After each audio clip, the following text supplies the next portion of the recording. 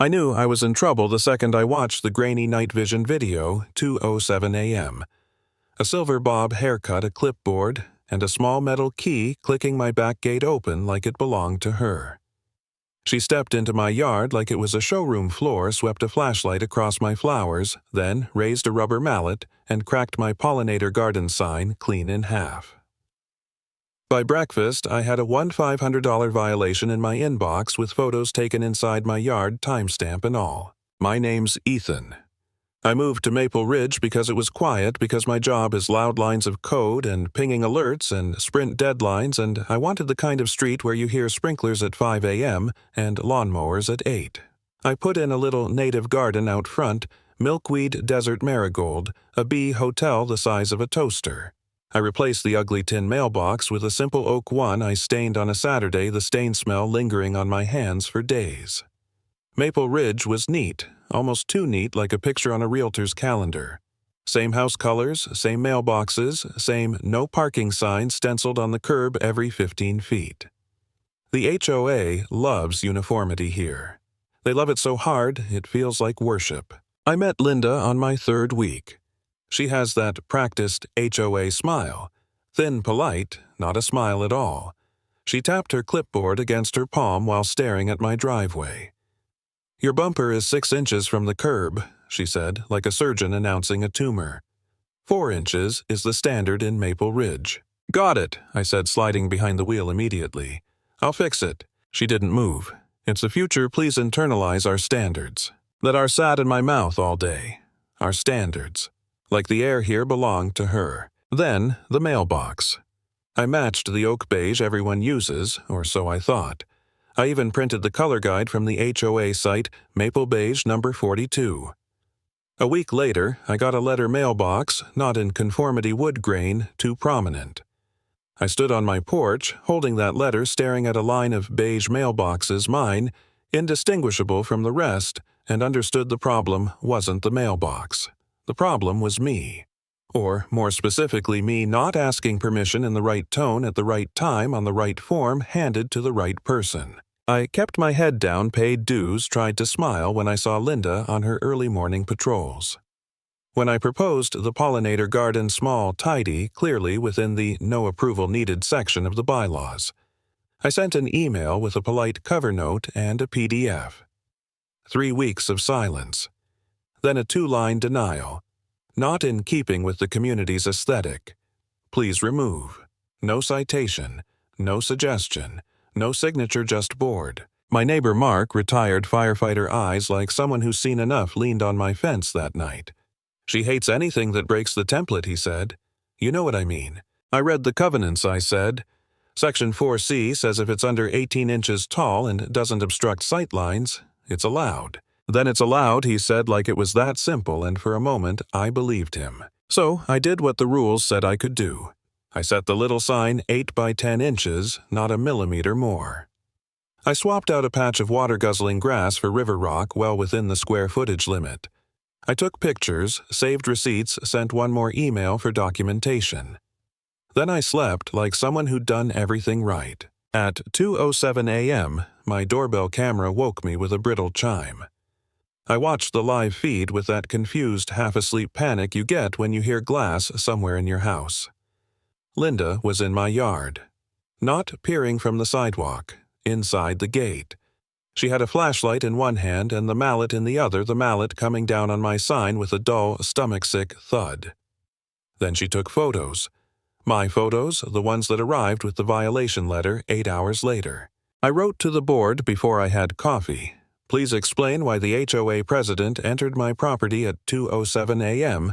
with a key and a mallet. Minutes later, my phone rang. Linda. "Mr. Miller," she said with that careful calm. "Your rear gate connects to a maintenance easement. The board was conducting a compliance review.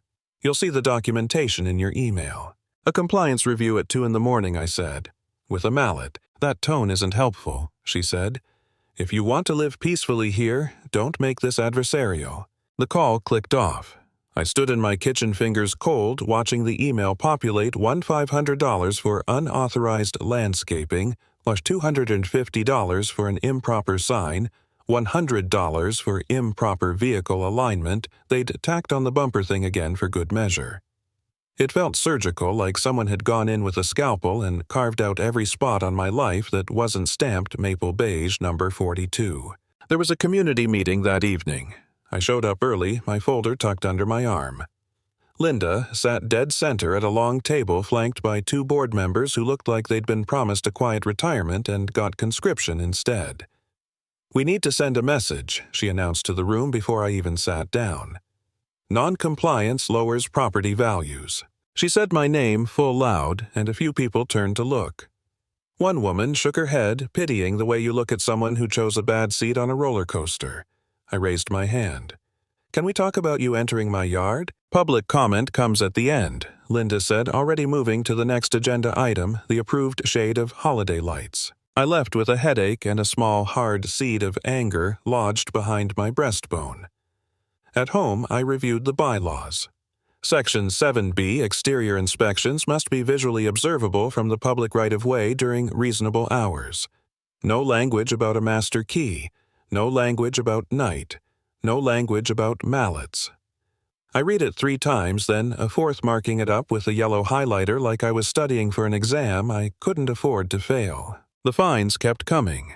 A newsletter went out anonymous, but not anonymous, you know the type, about certain residents endangering our community's cohesive look and home values. My mailbox became a confetti cannon of warnings. I'd walk the dog and feel eyes on me like my azaleas were contagious. The worst night, I cracked. I sat on the garage step with the door half open to the street, the smell of oil and grass clippings mixing into something like fatigue. I opened a draft email to Linda. Subject line, compromise. Inside, the words fell out easy. "I'll replace the rocks with grass. I'll remove the sign. I'll pay the fines if you reduce them." I literally typed that. If you reduce them. It tasted like pennies in my mouth, but I typed it anyway because surrender sometimes looks like peace. I didn't hit send. Not because I was brave, because I was tired and I wanted to rewatch the video once more to make sure I wasn't making this up. I scrubbed to 2:06:57 and watched the gate swing. The key glinted. The mallet rose. The sign cracked. There's a particular hollow sound when something personal is broken deliberately, not by accident, like a note you can only hear if it's your thing that's being smashed. And right then, something clicked into place. If I folded now, what would stop her from opening my actual back door next time I closed the draft? I started a new file. Evidence. I called the county planning office. A nice man named Greg pulled up guidance on native plantings encouraged as long as they don't block visibility. He emailed me a PDF like it was nothing. The HOA can have stricter standards, he said, but they can't break the law to enforce them. Mark introduced me to Tom, a quiet board member with the perpetually apologetic look of a substitute teacher.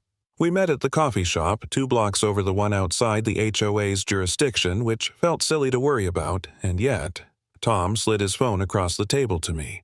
An email thread filled the screen. Subject, surprise inspection tonight. Linda had written, "We'll gather photographic evidence to establish a pattern. Use master maintenance key for the rear gate." She had CC'd the board. Tom's finger hovered.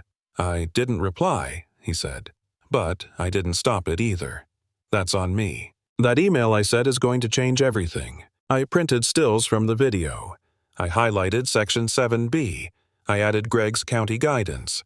I put the email thread at the front like a confession. Then I filed a formal appeal and requested an open hearing, a thing buried so deep in the bylaws it might as well have had a treasure map leading to it. Linda replied with a final notice warning me that a lien could be placed on my home if I didn't pay within 10 days. I asked a lawyer for a quick consult. She told me to stop taking calls. Do everything in writing. Keep calm. Ask for a neutral recorder at the hearing. And invite a police officer as an observer, she added. It won't stop them if they're determined, but it makes people exact. The hearing looked like something between a book club and a disciplinary panel. Folding chairs, a carafe of coffee that tasted like old pennies too much air conditioning. Linda center stage clipboard like a gavel. I placed my recorder down. For accuracy, I said. She smiled thinly. Of course. I kept my voice steady as I laid it out the time. The key, the mallet, the photos sent to me the next morning. Tom cleared his throat and confirmed the email thread existed. Linda's jaw went tight. "We acted for the community's good," she said. "Your yard breaks the aesthetic." I slid the bylaws across. 7B, I said. "Reasonable hours, observed from the public right-of-way. You weren't in the right-of-way, you were in my yard." A uniformed officer stood in the back, arms folded, face carefully neutral. "Entering property without consent can be trespass," he said, not to anyone in particular. The room got very quiet. Linda tapped her clipboard twice. "We're done here," she said, and pushed through the rest of the agenda like someone fast-forwarding a movie. The next day, an email appeal denied. Evidence insufficient. It landed like a wet blanket on a fire hissed, smothered, threatened to leave nothing but smoke. I sat on my porch steps, stared at the broken sign lying on the potting bench, and imagined a for sale sign in my front yard. I pictured a neatly dressed couple walking through admiring the crown molding, asking why we were moving, and me lying saying, to be closer to work. That evening, Tom called from a number I didn't recognize. His voice was low. "There's a way," he said. "A special meeting. If enough homeowners sign, we can vote on removing Linda as president. 2 board members are ready to move, but we need signatures." "People won't stick their necks out," I said. "Some of them will," he said. "They're tired." So we knocked doors. Mark did most of the talking, his firefighter calm, steadying the air at each porch. We listened to a woman who'd been fined for a ceramic frog on her stoop, a couple who'd been cited for rocking chairs, a man who was told his wind chimes had non-conforming tones. It was like lifting a rug and seeing the line of ants you always suspected were there. We got the signatures. The board had to schedule a special meeting, and they tried to bury it at 5:30 p.m. on a Tuesday just like always, but by then, word had spread. The room was full. Standing room only, people lining the back wall. The smell of sunscreen and laundry detergent and the faint electricity that happens when a neighborhood shifts from murmurs to voice. I didn't start with anger. I started with tape. I played the clip a tight 30 seconds gate key flashlight mallet crack. I paused it at the swing the exact second her foot crossed the property line. The sound in the room was something like a gasp, then a murmur. I laid the bylaws beside the projector. I read the line. I set the county guidance next to it. I slid the email thread across the table and watched it move like a slow wave down the board. Linda stood. "That gate leads to a maintenance path," she said sharp. We acted within our authority. I lifted a plat map, a simple square with a blocked-out strip where the easement ended. "The path stops here," I said, tapping it. "You crossed here." The officer, same one from the hearing, spoke again, not loud but crisp. "If a resident wishes to file a report, we'll take it." Someone in the back said, "Enough." It wasn't angry, it was tired. There's a difference. We voted. Secret ballots in a plastic bowl the color of hospital scrubs. Paper whispered, pens scratched. Tom collected the stack with hands that didn't quite stop shaking. I stood with my palms on the table because if I didn't, they'd float. Linda's eyes were on me, a steady, unwavering line of heat. Tom counted twice, whispering, then once more out loud because the room demanded it. 70%, he said, voice catching. For removal. Linda's clipboard tapped the table once, twice. She didn't argue process or cite subclauses or call for a recount. She just set the clipboard down like it weighed more than it had a minute ago. The board, minus Linda, voted to rescind my fines. They voted to suspend master key access pending a formal policy. They scheduled an audit of administrative fees that none of us had ever seen in writing. Someone asked if we could replace the coffee.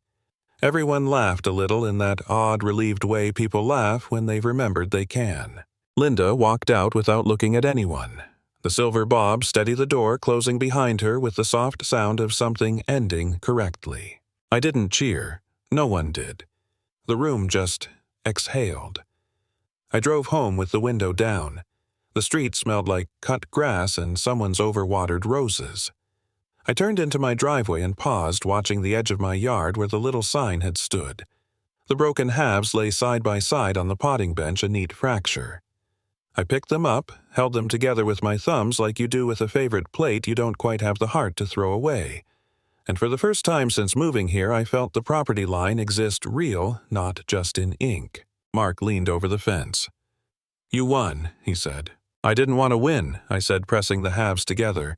I wanted to be left alone. "Sometimes," he said, "that's what winning is." I didn't put the sign back right then. That can wait.